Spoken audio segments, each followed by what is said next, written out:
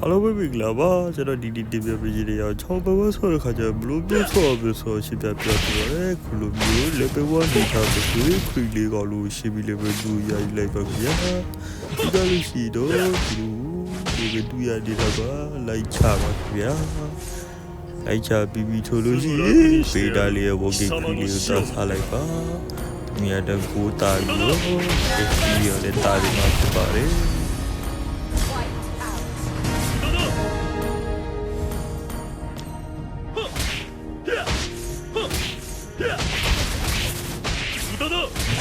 俺が怖いのか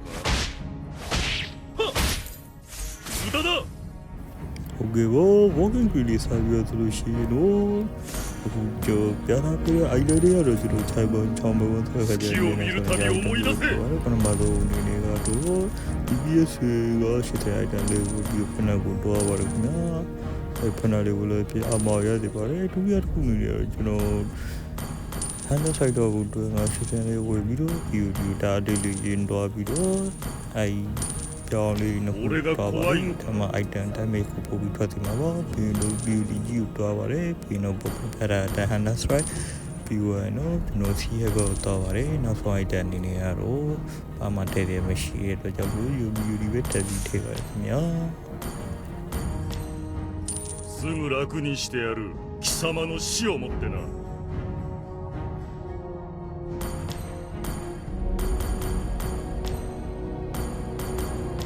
月を見るたび思い出せアーマーラインビーじゃアーマーブレイクလုပ်ပြီးမှပဲဖြစ်ပါတယ်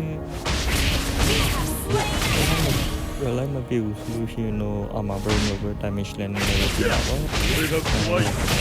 ဘောင်းလေးပါတယ်ဒီကနေ့ပုံစံပြီးတော့လို့ရှိရင်